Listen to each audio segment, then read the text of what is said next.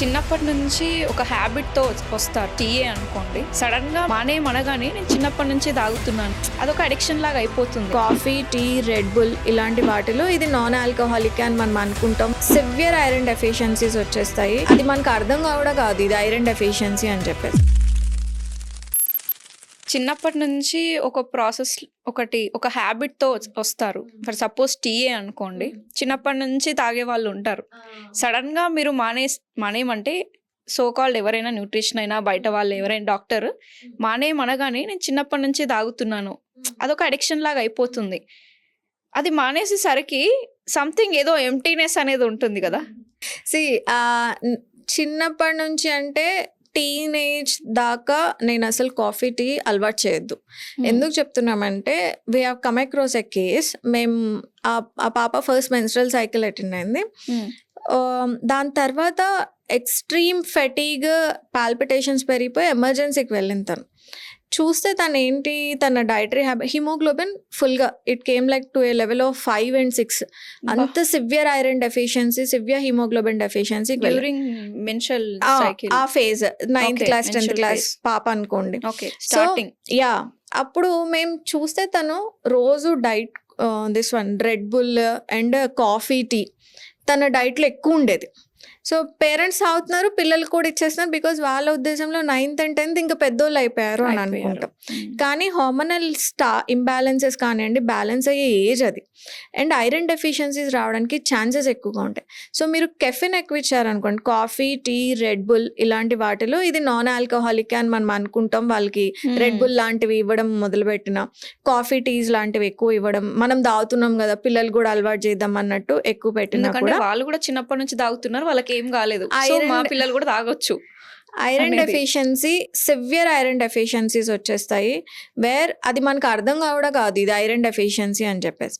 So నన్ను అడిగితే till 20 లేదా till 18, 19 where first menstrual cycle మనకి 1 year, 1.5 year రెగ్యులర్ అవ్వడానికి టైం పడుతుంది. వాళ్ళకి ప్రాపర్ సైకిల్ ఎస్టాబ్లిష్ అవ్వడానికి 1.5 year ఇంబ్యాలెన్స్డ్ గానే ఉంటే కొన్ని రోజులు ఎక్కువ బ్లీడ్ అవుతుంది, కొన్ని రోజులు తక్కువగా బ్లీడ్ అవుతుంది. సో 1.5 year పడుతుంది. అండ్ ఆ బాడీ స్టోర్ చేసుకునే ఎనర్జీ కూడా చాలా హైగా ఉంటుంది. దానికి ఇవి యాంటీ న్యూట్రియంట్స్ అవుతాయి. కాఫీ, టీ, మీరు ఇది non alcoholic beverages like red bull కానివ్వండి, లేకపోతే ఇలాంటి డైట్ కోక్స్ ఇలాంటివన్నీ కూడా యాంటీ న్యూట్రియంట్స్ లాగా ఉంటాయి. ఏదైతే ఎనర్జీ బాడీ స్టోర్ చేసుకోవాలో న్యూట్రియంట్స్ అది స్టోర్ చేసుకోవాలి. కాబట్టి till they get like 18, 19 at least ఒక అడల్ట్హుడ్, యంగ్ అడల్ట్స్ అవుతారు కదా, 20 is called as young adulthood. ఆ ఏజ్ వచ్చేదాకా this is like a precious age కాబట్టి 18, 19 యాంటీ న్యూట్రియంట్స్ ఇవ్వమాకండి. అక్కడ నుంచి కాఫీ, టీ మీరు అలవాటు చేసుకుంటే the best thing is like నాకు 2 years బ్యాక్ దాకా అలవాట్లేదు. మా ఫాదర్ చూసి నేను 2 years ముందర అలవాటు చేసిన. I'm starting my day with coffee, tea. అంటే కాఫీ, ఆ కాఫీ కూడా మనము ఇంతకు ముందు 90 ml ఇంత చిన్న గ్లాస్ ఉండేది మనం. ఇప్పుడు కూడా మా ఇంట్లో ఇంతే గ్లాస్ ఉంటుంది. మేము ఎప్పుడు కూడా ఈ ఫ్యాన్సీ మగ్ జగ్కి వెళ్ళలేదు. I see like lot of cute mugs, Pinterest mugs చూస్తాం కదా, ఇంత ఉంటుంది అనగానే. సో 180 ml 200 ml తాగితే అది ఏ బాడీకి మంచిది కాదు. But this 90 ml way you like black coffee తాగుతావా, బ్లాక్ కాఫీ విత్ షుగర్ తాగుతావా, మిల్క్ కాఫీ తాగుతావా, నీకేం యాసిడ్ రిఫ్లెక్స్ లేదా, అసిడిటీ లేదా, you're good to go. Okay, morning because I workout in the morning, నాకు అది మంచిగా అనిపిస్తుంది నాకు తాగి. సో కొంతమందికి వర్కౌట్ చేసే వాళ్ళకి యాసిడ్ రిఫ్లెక్స్, అసిడిటీ ఉన్నప్పుడు కాఫీ ట్రిగర్ చేస్తాం. ఇలాగా కెఫిన్ ఈజ్ ఎ ట్రిగర్. దేనికి ట్రిగర్? ఆల్రెడీ డయాబెటీస్ ఉన్న వాళ్ళు ఎక్కువ తాగితే వాళ్ళకి యూరినేషన్ ఎక్కువగా వస్తుంది. First point. ఆల్రెడీ డయాబెటీస్ ఉండి మీరు పాలుతో కాఫీ తాగుతుంటే మీ షుగర్ లెవెల్స్ పెరుగుతాయి ఖచ్చితంగా. మీరు ఎంత డైట్ కంట్రోల్ చేసినా 4 servings, 5 servings, 6 servings of coffee తాగే వాళ్ళు కూడా ఉన్నారు with milk. 1 or 2 is okay, problem లేదు, with limited. So coffee, tea ఎవరికైతే అడిక్టివ్గా ఉంటారో please come back to this 90 ml.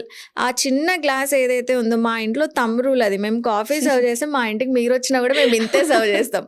So you come back to that old cup size కదా, ఇంత చిన్నది. మనం ఫ్యాన్సీ కప్ తీసుకున్న మన ఇంటికి మన చిన్నప్పుడు చూస్తే ఇంత కప్సే ఉంటాయి.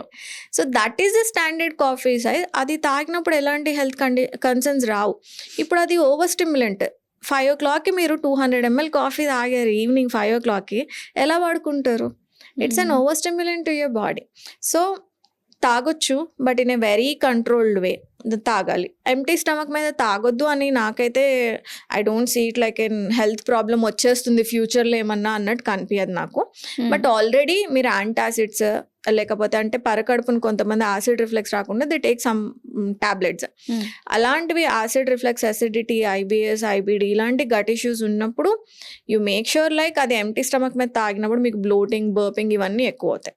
లేదా ఐరన్ డెఫిషియన్సీ ఆల్రెడీ ఉంటే కనుక మీరు ఫస్టే కాఫీ టీతో తాగారు అంటే కనుక మీరు ఏదైతే బ్రేక్ఫాస్ట్ చేస్తారో దాని నుంచి రావాల్సిన ఐరన్ అబ్జార్ప్షన్ ప్రాపర్గా ఉండదు. సో ఇలాగా యూ టేక్ అన్ ఒపీనియన్, మాకు ఓకేనా అని ఒక ఒపీనియన్ తీసుకుంటే బెటర్ అన్నది యా.